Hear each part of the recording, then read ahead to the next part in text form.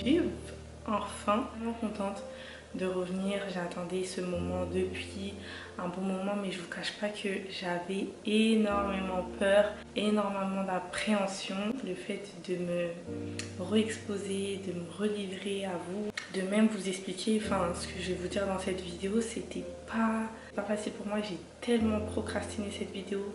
Il y a énormément de choses qui ont changé dans ma vie, il y a tellement de choses que j'ai appris entre temps. Enfin, par exemple, je reviens, je suis mariée, qu'est-ce qui s'est passé, Brie? Ça sera vraiment une vidéo un peu, voilà, update, voilà, se mettre à la page, petite réinitialisation. Je vais vous expliquer certaines choses dans cette vidéo. Il y a d'autres choses que j'expliquerai pas puisque je veux garder ça aussi pour d'autres vidéos. Donc n'hésitez pas à vous abonner si vous voulez suivre. À la fin de cette vidéo, n'oubliez pas de liker, commenter, partager pour un maximum me soutenir dans ce retour. Et puis voilà. On commence directement avec la vidéo. Alors par où je vais commencer? Pour ceux qui ne me connaissent pas, moi c'est Brianna, j'ai 23 ans, je suis d'origine congolaise, j'ai bientôt 24 dans 2 semaines. Je suis chrétienne, mariée aussi depuis peu. J'ai vraiment commencé à faire des vidéos YouTube en 2020 pendant la période du confinement. Je pense que c'est là la plupart de mes abonnés m'ont connue. J'ai commencé à faire des vidéos où là je parlais de mon témoignage, de comment j'avais donné ma vie à Jésus-Christ. Je faisais des vidéos sur comment arrêter la musique mondaine, comment méditer la Bible, etc. Jésus-Christ avait tellement changé ma vie, transformé, restauré ma vie, qu'à ce moment-là en fait j'étais obligée de le partager au monde entier. Et que je parlais de Christ à ma famille, parler de Christ à mes amis, et de là j'ai commencé à prendre ma caméra aussi pour parler de mon témoignage, parce que voilà, j'ai rencontré la personne qui a chamboulé toute ma vie. Moi j'avais vraiment ce zèle en fait de l'évangile. Là le temps passe et tout, comment expliquer, je rentre dans une relation amoureuse avec une personne avec qui j'étais très attachée amicalement. Et actuellement c'est mon mari. Vraiment c'est quelque chose où il faut qu'on en parle, parce que je trouve qu'on n'en parle pas assez en fait. Comment garder cet équilibre en étant chrétienne tout en apprenant à découvrir une autre personne. J'ai donné ma vie à Jésus, la nuit je priais, je méditais, voilà, je passais vraiment du temps dans la présence de Dieu. Et à un moment donné je suis rentrée dans cette relation où la nuit en fait je priais plus, j'étais en train de lever. Il y en a qui vont dire oui, mais si tu rentres dans une relation qui t'éloigne de Dieu, ça veut dire que c'est pas celle de Dieu. C'est vraiment un sujet sur lequel j'aimerais en parler, même dans une prochaine vidéo, dans un petit girl talk. Si vous êtes d'accord pour cette vidéo, n'hésitez pas à l'écrire en commentaire. C'est passé que j'ai eu un manque de discipline par rapport à mon intimité, a permis à l'ennemi aussi de me tenter sur certaines choses. Vous savez, des fois on se dit vas-y, moi j'ai donné ma vie à Jésus, j'ai arrêté de faire ci, j'ai arrêté de faire ça, et on en est fier et c'est une fierté. Mais crucifier sa chair, c'est tous les jours. Et là, je suis arrivée dans une période où très clairement, dans ce que j'avais vomi, je suis tombée dans les choses que j'avais arrêtées, je suis tombée dans l'impudicité. Je ne vais pas plus parler de témoignage à moi et mon mari, parce que Dieu permettra un jour qu'on parle de notre témoignage sur YouTube. Après ça, après être tombée dans ça, ma vie elle était devenue désastreuse.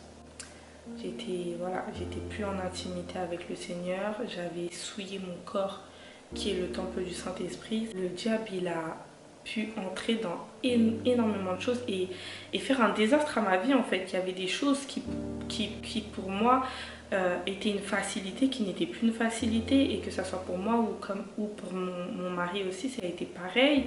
Notre vie n'allait plus, on trouve plus de travail, t'as plus d'argent, donc en fait le diable avait semé une sécheresse financière, un déséquilibre total, enfin plus rien n'allait dans ma vie. À un moment donné, je me suis posée et j'ai dit ok, Seigneur, là il y a plein de choses qui ne vont pas dans ma vie, je sais que c'est à cause de ce péché là, etc.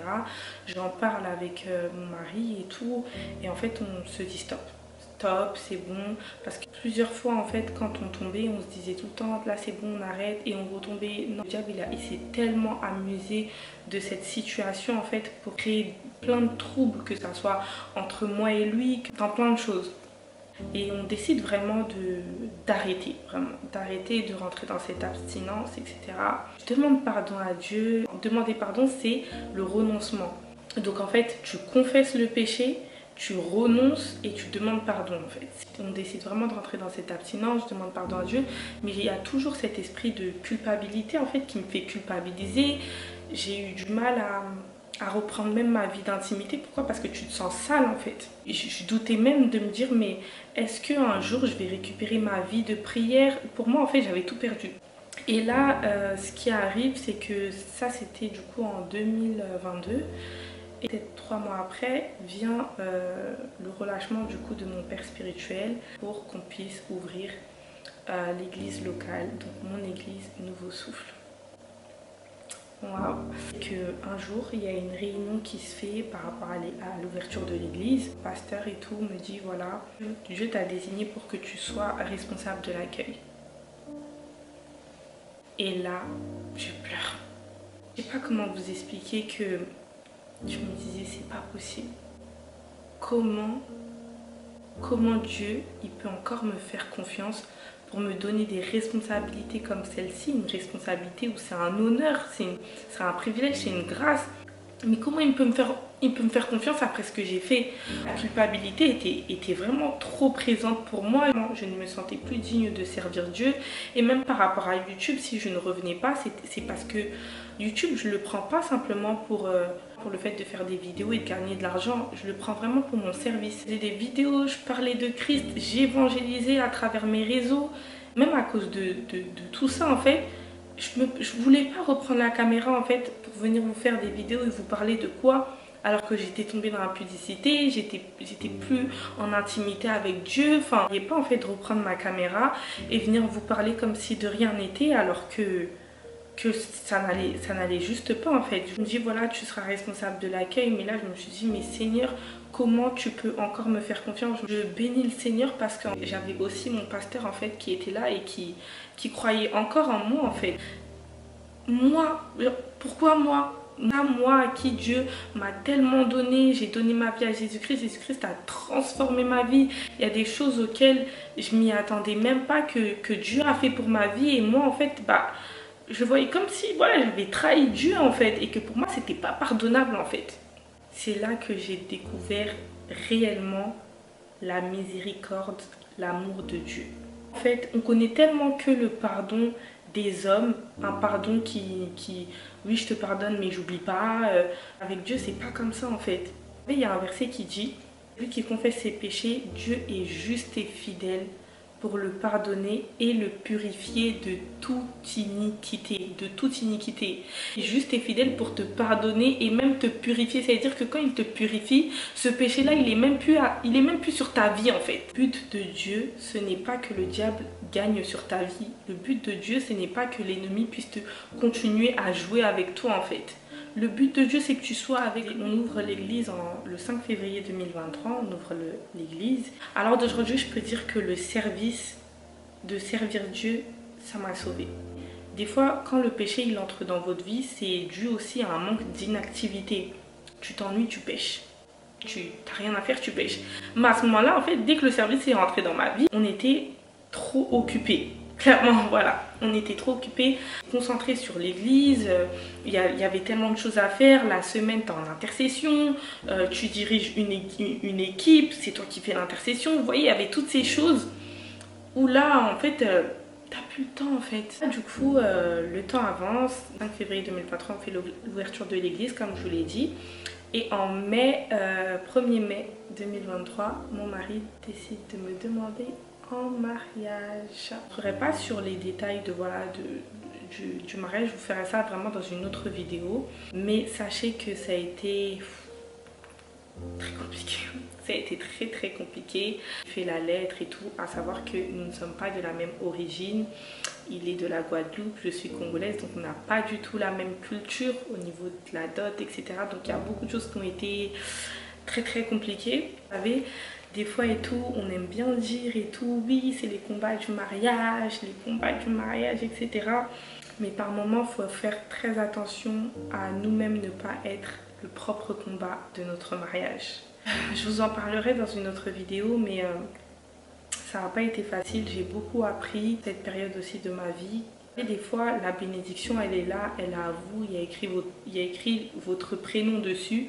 Mais tant que Dieu voit que vous n'êtes pas assez mature et sage pour cette bénédiction, eh ben, elle attendra. Elle m'a demandé en mariage en mai 2023. S'est fiancée en mai 2024. S'est mariée en août 2024. Je sais pas si vous voyez la distance, le timing, c'était chaud. Au moment où j'ai perdu en intimité, où le diable en fait il avait facilité à m'affaiblir sur plein de choses en fait. Vous voyez, quand vous êtes totalement disposé à Dieu, le combat ce sera pas un combat pour vous, parce qu'en fait c'est comme quand David il voit Goliath, c'est un géant, il fait peur, mais il lui dit mais qui est cet incirconcis? David il avait tellement confiance au Dieu qu'il avait appelé, avec lequel il était en intimité, qu'il n'a pas vu Goliath comme un combat en fait. Si vous êtes en intimité, il y a des choses qui pour vous ça va être quoi? Ça c'est une attaque? Ah ouais, t'as que ça dans ta poche. Tu vois ce que je veux dire? T'as que ça dans ta poche pour m'attaquer. Mais moi, j'étais tellement pas en intimité en fait que pour moi, tout était combat, alors que par moments, c'était moi aussi le propre combat en fait de mes bénédictions tout simplement. Là aujourd'hui, je me sens prête à faire, voilà, je me suis sentie prête à faire cette vidéo tout simplement parce que déjà, il est important aussi de dénoncer les œuvres de l'ennemi et de vous montrer aussi que la vie chrétienne, c'est pas facile. À aucun moment, Christ nous a dit que ce sera facile. Je suis entrée dans une rétrogradation où je pense que je ne suis peut-être des fois pas la seule à rentrer dans ce genre de rétrogradation. Et aujourd'hui, j'aimerais vraiment dire à une personne, reviens à ton premier amour. Si Dieu l'a fait avec moi, il peut le faire avec toi. Comme je vous ai dit, je me sentais tellement sale, je me sentais... Il y a une phrase que mon pasteur il aime beaucoup dire, c'est on n'est jamais trop sale pour prendre une douche en fait. Et c'est vrai, au début, ça paraît compliqué parce que le diable, il sème tellement de mauvaises paroles pour que tu restes dans cette culpabilité et il essaye en fait de faire en sorte en fait que tu ne reprends pas cette vie d'intimité. Or que ce n'est pas le but de Dieu. Dieu t'aime. C'est vraiment la chose que j'aimerais dire à une personne, c'est Dieu t'aime. Oui, tu as peut-être rétrogradé. Ça arrive de rétrograder. On a décidé de bannir certaines choses de notre vie, toutes les choses qui ne glorifient pas Dieu. Au lieu de se relever, on se laisse juste mourir dans ça. Mais c'est la plus grande bêtise qu'on fait, c'est de faire ça en fait. Il y a un verset qui dit « 7 fois le juste tombe, 7 fois Dieu le relève ». Ça m'a tellement touchée parce que je me suis dit, mais en fait... Dieu ne m'a pas abandonné. On se dit ne pas se sentir digne. Mais en vrai de vrai, à aucun moment on est digne. Même quand Christ est venu te chercher quand on était dans le monde, on n'était pas digne. Et pourtant, il nous a aimés le premier. Beaucoup de rétrogradation dans le corps du Christ. Il est temps en fait de revenir à notre premier amour. Vous voyez cette passion qu'on a eue quand Christ est venu nous chercher et qu'il a transformé notre vie. Revenir à tout ça en fait. Passion qu'on a eue quand Christ est venu nous chercher et qu'il a transformé notre vie, revenir à tout ça. Nous arrivons à la fin de cette vidéo. Je suis contente et je me sens soulagée d'avoir fait cette vidéo. Si cette vidéo t'a plu et qu'elle te bénit, n'hésite pas à commenter, liker et partager. Et abonne-toi pour la suite des prochaines vidéos. Je vous dis shalom.